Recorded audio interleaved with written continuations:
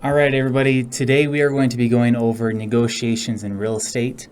I'm going to be coming at this from a different perspective. I spent quite a few years in the military doing interrogations, worked in Congress where I'm dealing with a lot of politicians where deception is very frequent. And when we're dealing with negotiations, a lot of times you're trying to see past people's fronts and what they are trying to disclose as what they're really feeling or trying to hide. And so we'll be going over quite a few different things from body language to tonal pitches, all sorts of items that will help you aid in your negotiations. And then we will go over some basic scenarios and how to overcome some setbacks with that. So first off, as a real estate agent in Utah, you are to be honest in your dealings. That's one of the things that you agreed to do.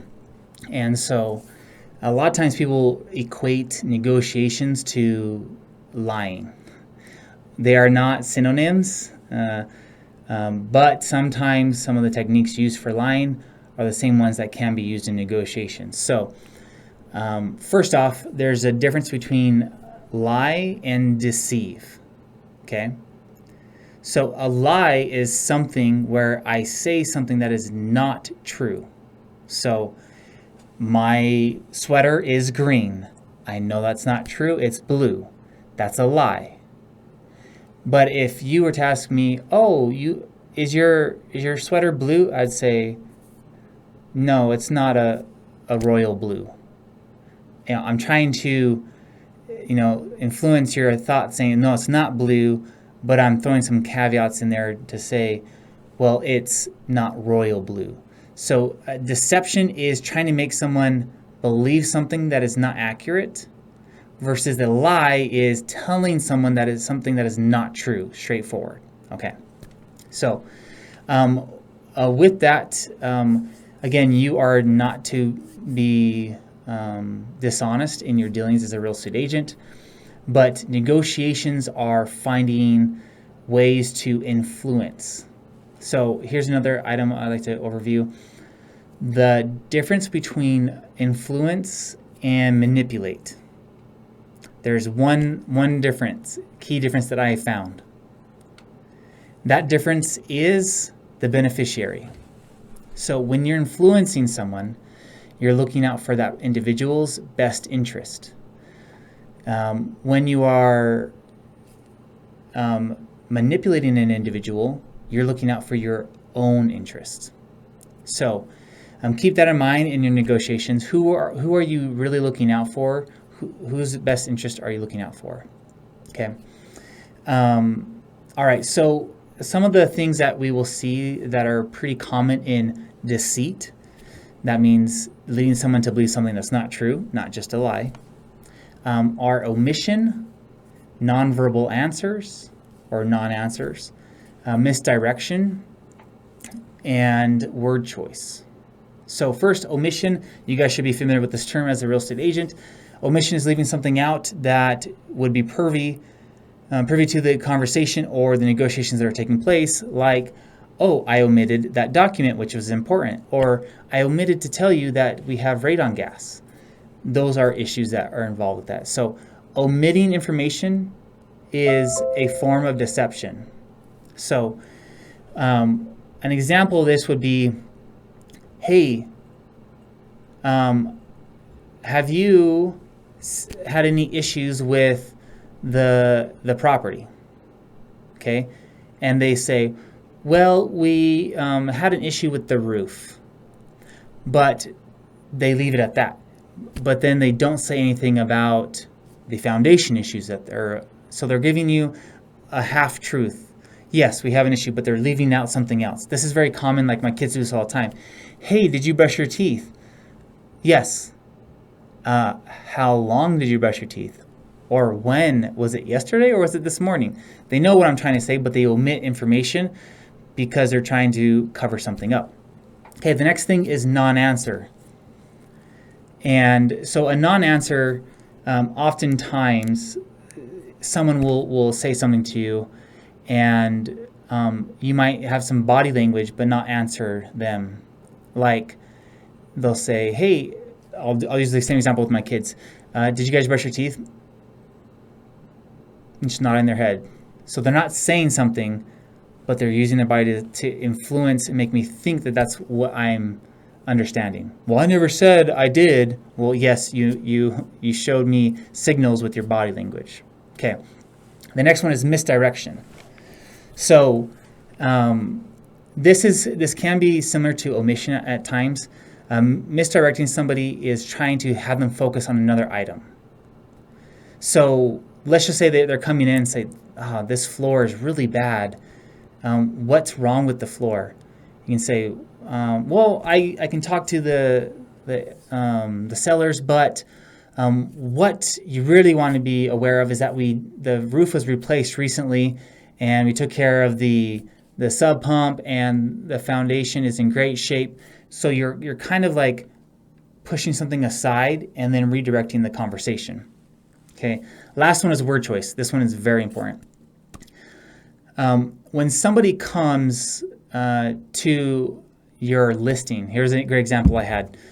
Someone came to one of my properties, and they, it was vice versa. I went to one of their properties. It was a little dusty, and when I went to their property, I called in and I said, hey, have you guys had much attention? Do you guys have any offers on the table?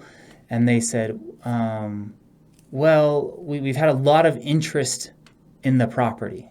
Okay, so I see that the house is dusty. I'm asking if they have offers. They say we've had a lot of interest. They didn't answer my question. They used a different word choice to make me feel as though that they did have offers. So word choice is one of those things to keep in mind when you're in negotiations with individuals. Okay, next item, rapport and baseline. So building rapport is relationships. So you need to understand that people are emotional beings. You need to be able to connect with them. And so in this process, you need to understand what kind of makes them tick. Find some common interests that are outside of the work realm. Because when you're coming in, where both parties, the listing agent, the buyer's agent, are in a defensive position. They're trying to defend their clients from the other side knowing anything that would be detrimental to their negotiations. So what that means is that you have to try to break that guard a little bit by connecting with them, okay? And you're going to be able to understand some changes in how they're feeling if you understand their baseline. So a baseline is what they act and they do and they feel and how they communicate when they're comfortable. And then when there's a change, a deviation from their comfort state, you know that something is making them uncomfortable. So now you can focus on that item, address that problem, and then you'll be able to get through the negotiations a little bit better. Okay, so building relationships, it's very common to go and do some research beforehand. Know who you're dealing with. Know who the sellers are. Know who the agent is. And then try to connect with them at some level. Don't make it creepy. Understand a little bit about them. I give an example of going on social media and finding out what someone likes, dislikes. So you find out someone likes, BYU. I don't know why, but they like BYU football. Okay, so the agent's like, okay, they like BYU football. Well, I see that. Oh, how fun! They went to a BYU game last weekend, and he's got 4 kids. Hey, I've got 4 kids. That's awesome. So hey, now you got something you can connect with, and you call them up like, oh, hey, how's it going? Thanks for letting me to see your property. By the way, I saw that you went to the BYU game. That's pretty awesome. And I've got 4 kids too. That how funny is that? And the person's gonna feel like, oh my gosh, this person's a creeper, and they're stalking me. Now, there's better ways to understand, research, and then implement that relationship building. So you look it up, you find those details, and you just say, hey, John or Brenda, thanks for letting me see your listing. It was in great showing condition. I'm just glad I can make it out here. After I I went to a BYU game the other weekend, and I couldn't do that weekend. I'm just a huge BYU fan. And the other side's going to be like, oh, really? Me too. Oh, funny. Yeah. When did you go? And then just start talking about a little bit. Oh, cool. Do you ever take your family out there? Yeah, I take my kids. I'm like, oh yeah, I just took 4 of mine. Oh, I got 4 too. See, now you kind of built a relationship. You knew what you were trying to initiate, but it didn't come off as very creepy. It's natural conversation. So, all right. So that's rapport and baseline. Now there's a few different things: posture, distance, handshakes, touch. So first off, you will portray a sense of confidence based off of your body posture. Not only will the other side feel that you're confident, but actually you will start to feel in your body more confident when you hold certain postures. So keeping your shoulders back and sitting up straight versus shoulders down and hunching down, that actually makes a huge difference in how you feel about yourself, okay? Distance. This is another one, especially with different cultures. If you are too close, people do not like that. And so they feel uncomfortable unless there's an intimate relationship. But in some cultures, they're more open to it. So I grew up in a family that wasn't much of a hugging family. However, I also was engaged with a lot of Latino families, which were more embracive. They would always hug when you would meet them. So I had to learn to adapt and get more comfortable so I wouldn't offend somebody by not being close enough where they feel like I was rejecting them because of cultural differences. So that's one thing to keep in mind too with your clients and also with the opposing side. Okay, so touch is another one to keep in mind. Handshakes are important. When you address handshakes, they should be firm but not overbearing. If you're trying to demonstrate your strength because you lift a ton, you're going to lose the confidence that person has in you because they're going to say, oh, you're trying to overcompensate for something. Or like, I don't like them because they try to take control. You should be firm and confident and quick. You look them in the eyes. That's very important. Okay. Here's the next item is validation and listening. Oh my goodness. Agents love to talk and they like to talk about themselves, build themselves up. But I can tell you that is not how you build a rapport. That's not how you build a relationship up. Getting the other person talking and you building them up will make them like you more because they feel connected to you, okay? So what that means is you ask some questions, you do engage, but you let them talk and then you build them up. You say, hey, how was your weekend? It was great. Oh, what'd you do? I went skiing. Awesome. Oh, that's so cool. I love skiing. How did that go? Yeah, it was awesome. I went down, to Brighton, and I took my family. It was so cute. My daughter went skiing, and look at this video. Oh my gosh, she's amazing. I know. I'm so proud. You do something like that. That's going to light them up, and they'll have a close connection, and it brings down barriers because they see that you're sincerely interested in them. Now, be sincerely interested in them. Don't be acting like they are just another number. Make it sincere, and then you will build long-lasting relationships.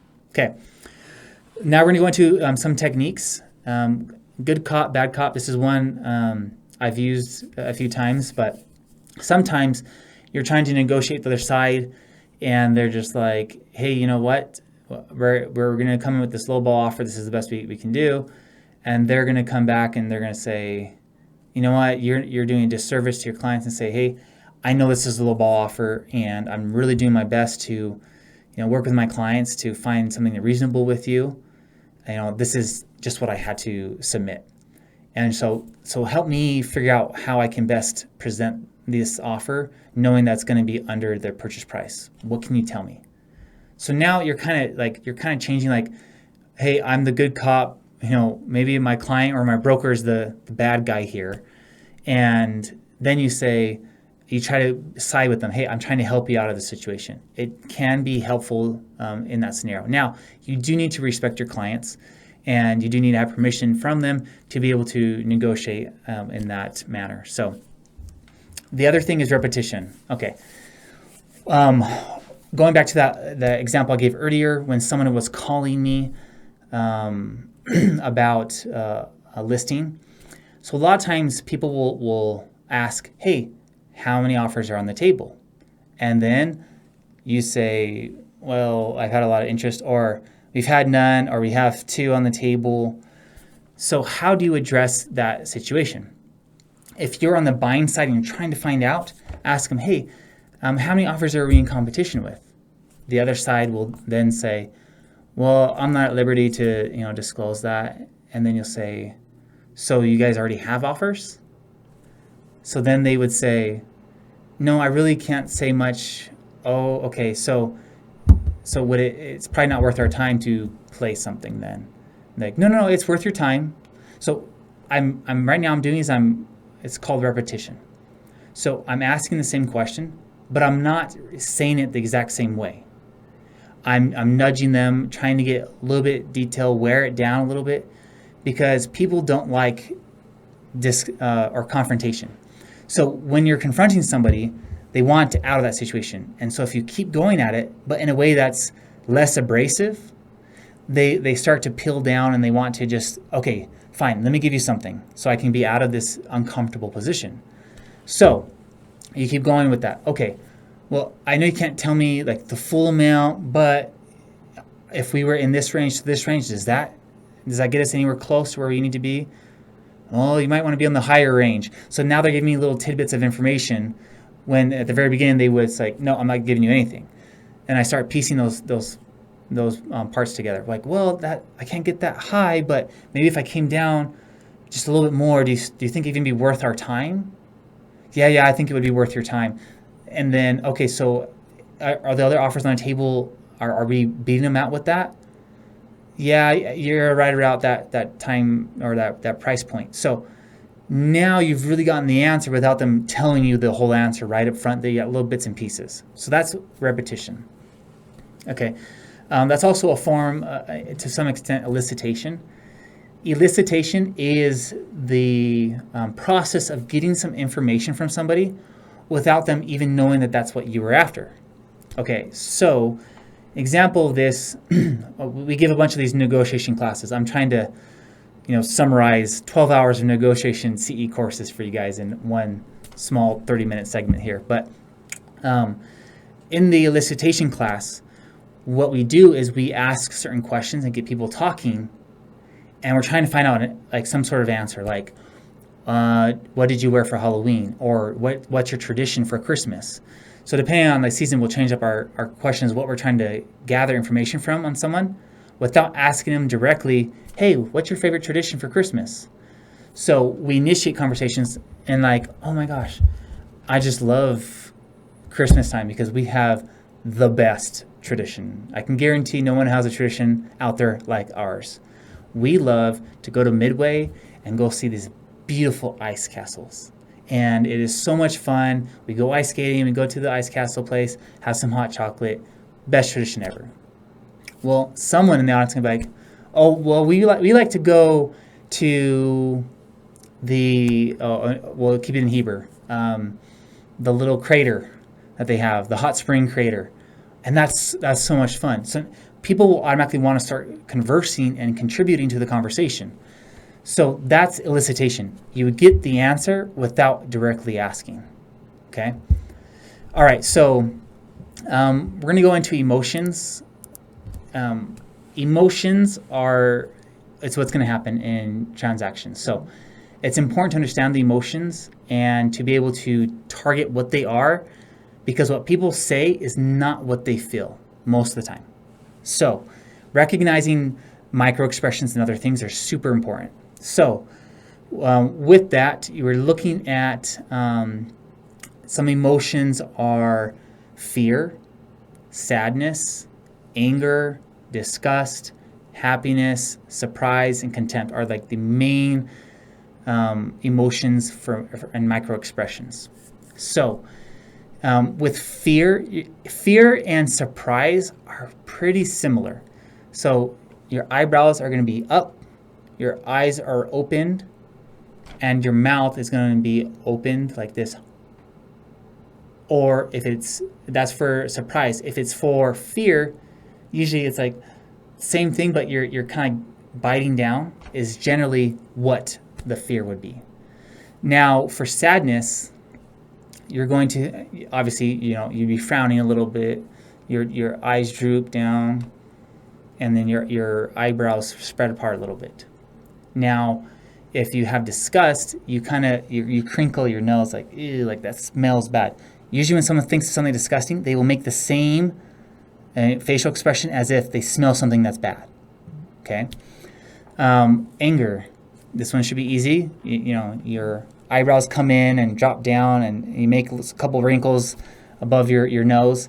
And if someone's got some tan lines there, that's a big problem for you in the future. They're always going to be angry. But anger is shown, true anger, you're going to see those eyebrows come together. Okay? Then we have contempt. So contempt, your eye rolling, you have like a half smile on one side of the mouth, just kind of like leaning like, whatever. That's contempt. Like, it means I could care less about what you have to say. I don't feel like we're a relationship, like you're listening to me and whatever. So they're checked out. Okay. Then happiness. This is a good one. People will often try to show that they're happy, and I do the same thing. I don't want my wife to know that I'm unhappy, so I'm trying to put on a face, but it's natural. Even though I'm trained, when you're tired, you don't think, and your body and your micro expressions show through, your control. So when you're trying to show happiness, often you'll smile, but your eyes are staying stationary. When you're really happy, your eyes smile. You get little wrinkles here, and it raises up, and they spread out. So you can really tell if someone is sincerely happy about something, or if they're just trying to put on a front. Okay, so that's what's important, micro expressions, so you can tell how your clients are feeling in a situation. Or if you're negotiating with somebody in person, maybe you're at an open house, you can tell how they're reacting and saying, I'm not buying it. They're afraid they're not going to get the home sold, or whatever it may be. Okay. Next thing is incentives. So incentives, everyone thinks money is the biggest thing. Actually, when you look at it, incentives or money is not the main factor. There's a lot of influencing factors for people to be motivated. So some of it is power, control, security. It can be monetization or money. There's a lot of different things that could show that. Ambition, self-respect. There's a lot of different items that people will say, okay, what is my true incentive? What's going to help motivate somebody? For me, it's a sense of service. So someone could try and, shower me with money, but if I'm just not feeling like I'm doing a good service, I don't want to do that deal. So, some examples, I actually did this once where I helped a veteran who was going to be homeless get into a home. Now, the sellers had better options on the table, better offers, more money, everything else. However, the sellers wanted to do a good deed. They wanted to make their money, and they got their money, they got a good deal. But they also wanted to get back. And so they had alternative motives that helped the sale go through. So leaving other motivators on the table is a bad idea. There's so many motivators that are in addition to the price that will help get you that sale through. Okay? Maybe it's a sense of security. Maybe you have a lower offer, but then you can say, hey, I know we're going to be a little bit lower, but we are guaranteed to move forward. We don't have to sell a house. We're ready to go, and we'll even let a portion of our earnest money be non-refundable, or whatever that might be, or shorten our deadlines, or you can use other portions to negotiate that are non-monetary. All right, so that takes us over to dealing with other agents or even clients that have a large ego. You're going to come across this. So rather than trying to butt heads with someone who's got a large ego, learn some techniques that will help you get what you want, but still making them feel like they've won. So a lot of times this is called like a teach me approach. Then let's just say you're working with the agent on the other side, very experienced. Maybe you're newer to the industry. You go to the agent and you say, hey, I wanted to place an offer. I'm kind of new to this. I looked you up and I saw that you're very experienced, and so I'm hoping you can kind of give me some direction here. I hope I'm doing it correctly. Here's what I want to do, place an offer. This is what I was thinking. What would you do if you were me? Like, how do I present this? Like, how do I negotiate this? You'd be surprised how willing somebody with an ego will give you information to help you negotiate a better deal, even if it's contrary to their overall benefit, because they feel the pride and the ego out of that. And so they're like, yeah, I am the expert, and let me tell you what will work. And then you do what they say, and then they're going to be more willing to make that work because they want to prove themselves correct. So that's a teach me method when dealing with someone who's egotistical. All right. Now, mirroring is another thing too. If you can mirror somebody a little bit, not copy, but mirror some of their actions or similarities, they will feel comfortable.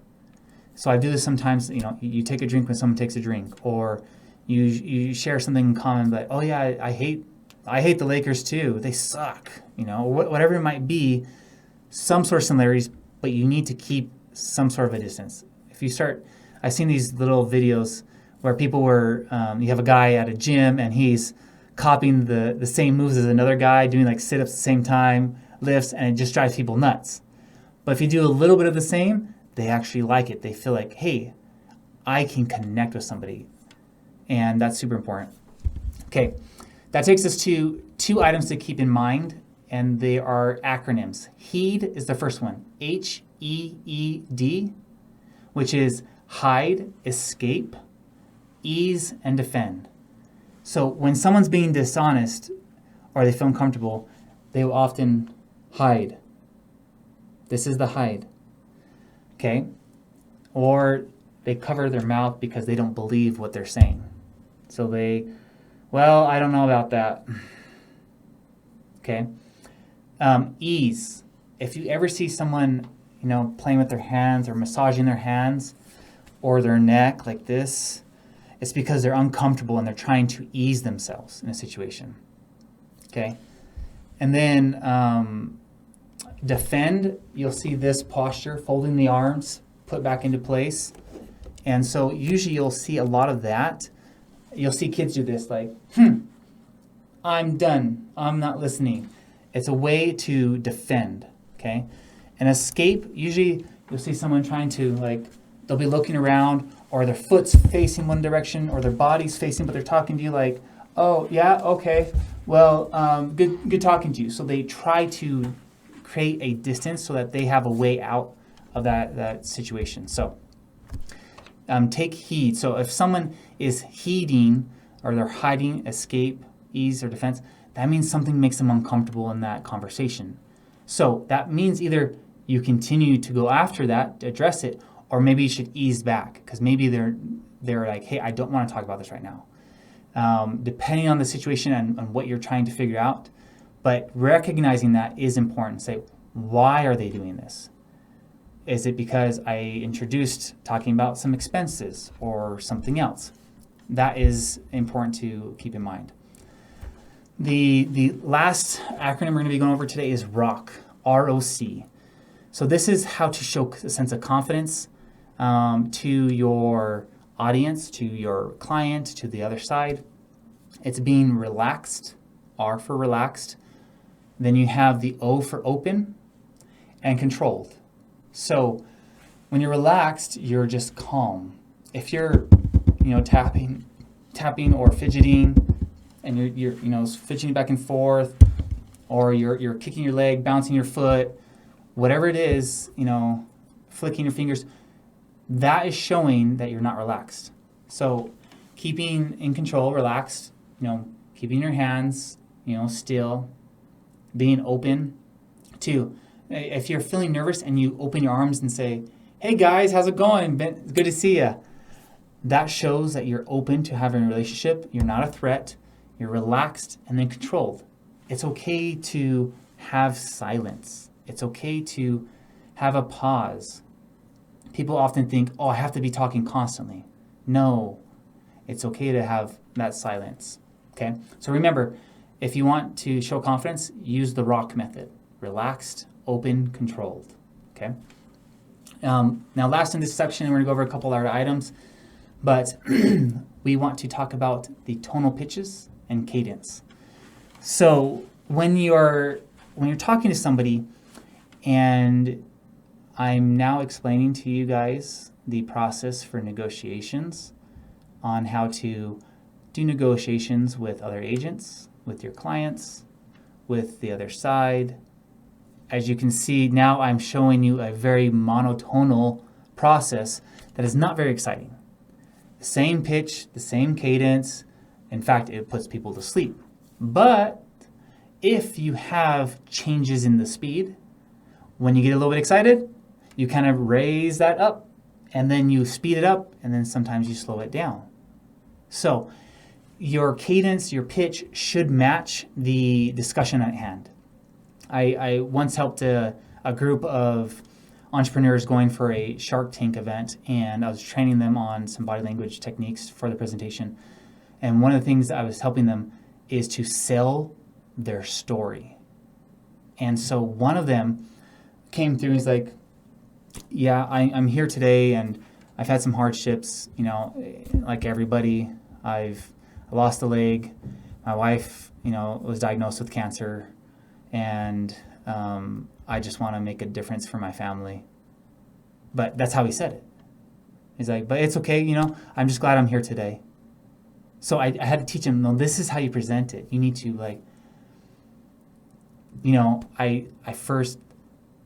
I sacrificed, for this country, and I lost my leg.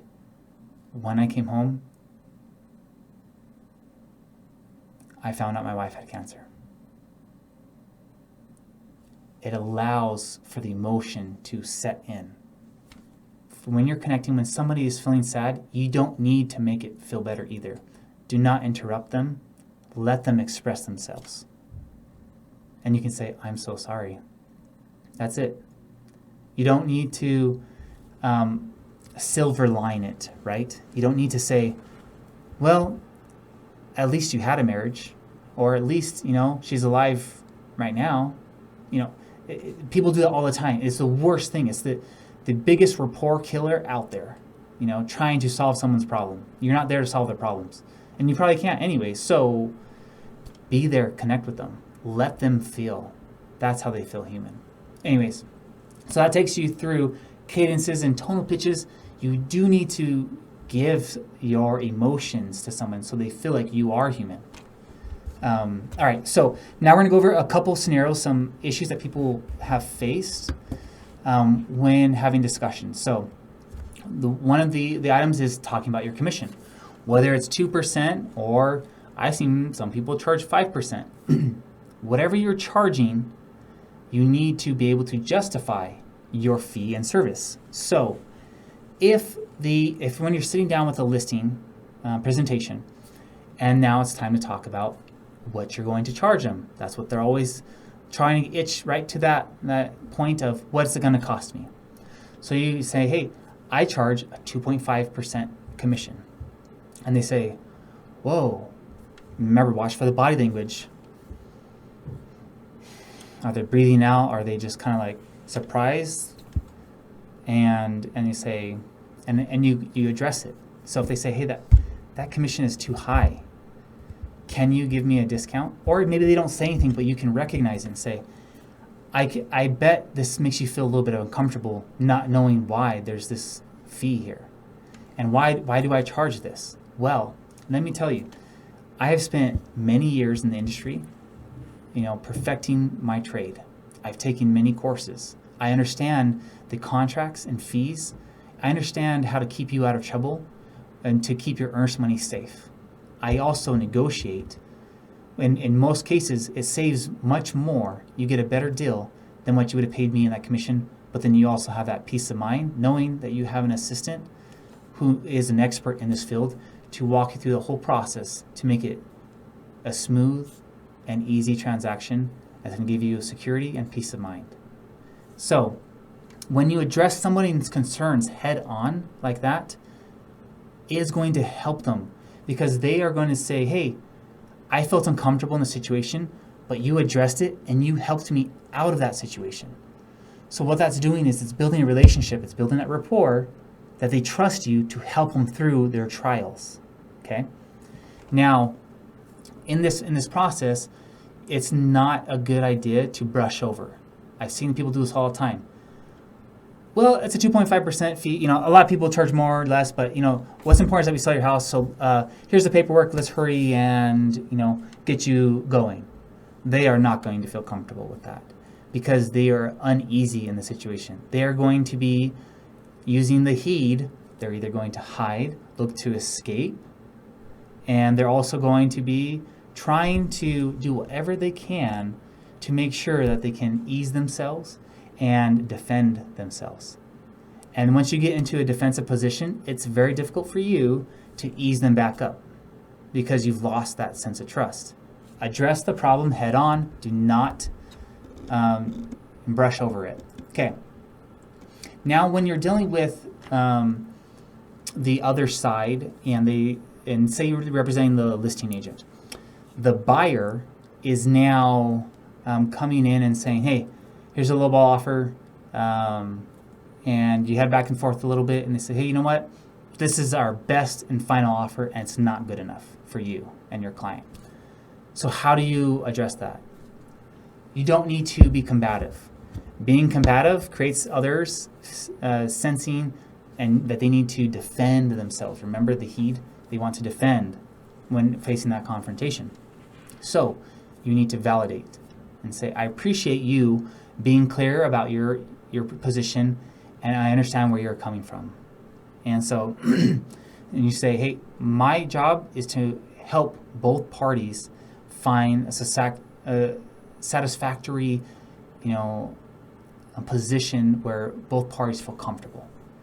And so I just wanted to double check, if I go back, what are the terms that are absolute and most important, and what are the ones that would be able for me to come back and try to say, hey, we can't do this, but I can do a little bit over here.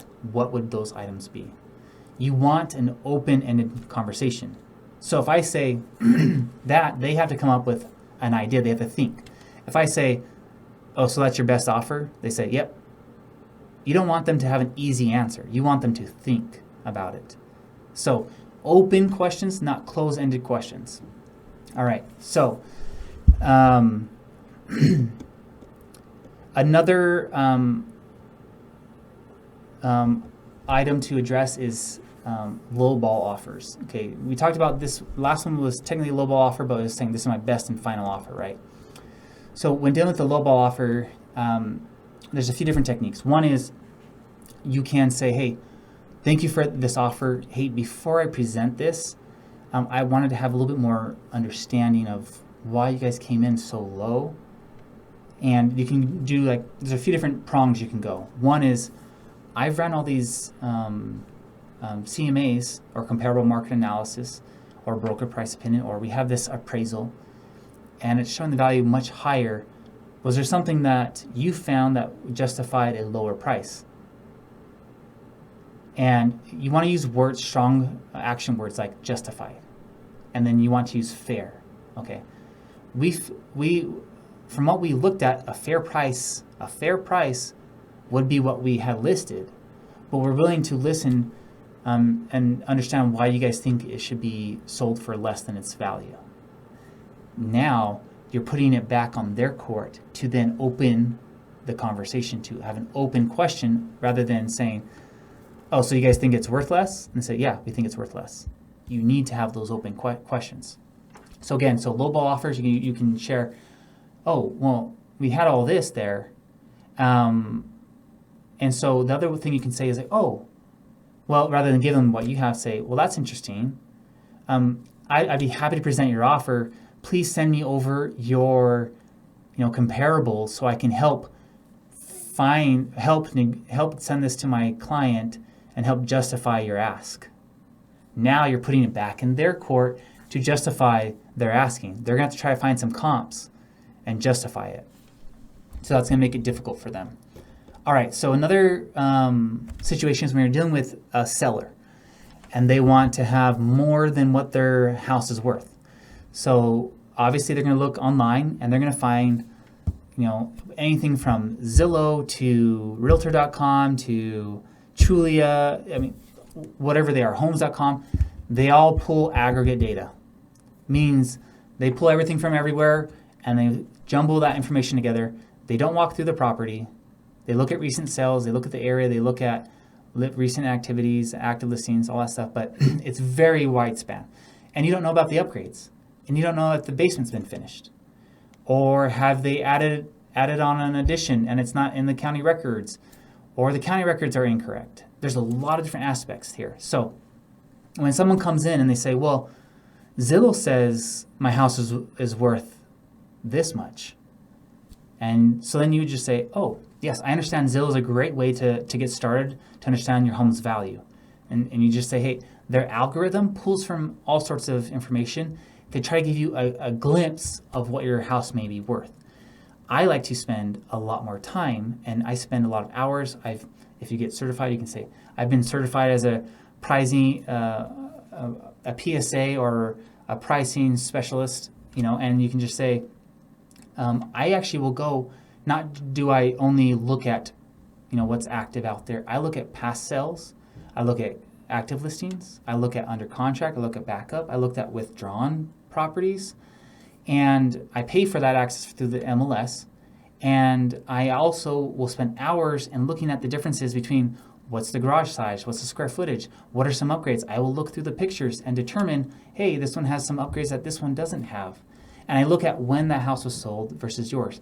So I can give you the actual current market value of your property so you can make a wise decision. Because what you don't want to do is make a decision that is faulty, whether it's too low or too high, and then you undercut yourself. So you want to just educate them. You don't need to get defensive. The moment you get defensive, they think that that's a sign of taking advantage of them or dishonesty. So you say, yes, that's a great way to start. And I'm going to take it even further and do more work so you have a more accurate indication of what your house is worth. Now, this is key. You can talk and talk and talk, but there's a few statistics. These are not exactly, but they're pretty close. I can't remember exactly what they were. But it was around the percentage of if someone sees like a social media post and that post was a written post, people are likely to retain, I think it was 5 or 10% of that. If you have a picture and some content, then they'll retain, I think it was 20%. Now, if you have a video and that they see that video, the likelihood is that they will retain close to 90% of what was shared there. So keep that in mind when you're presenting evaluation. What are they seeing? Not what are they hearing. You don't need to talk as much. You need to show. Because when you show something, it becomes more concrete, as accepted as truth. So if you have a graph, if you have charts, if you have a pie chart, or here's a scatter chart of recent sales and all those things, here's pictures from different homes, then you can say, hey, this is what the market is saying. Now, this is what I think. This is my gut feeling. Absolutely not. You need to demonstrate this is the anecdotal data from the MLS. So the other thing too, you want to make sure is you use silence. People feel uncomfortable with silence sometimes, but it forces them to actually say something. Do not end the silence. So if you say, hey, my fee is 2.5%. This is all I include. I share everything with you. So what are your thoughts on that?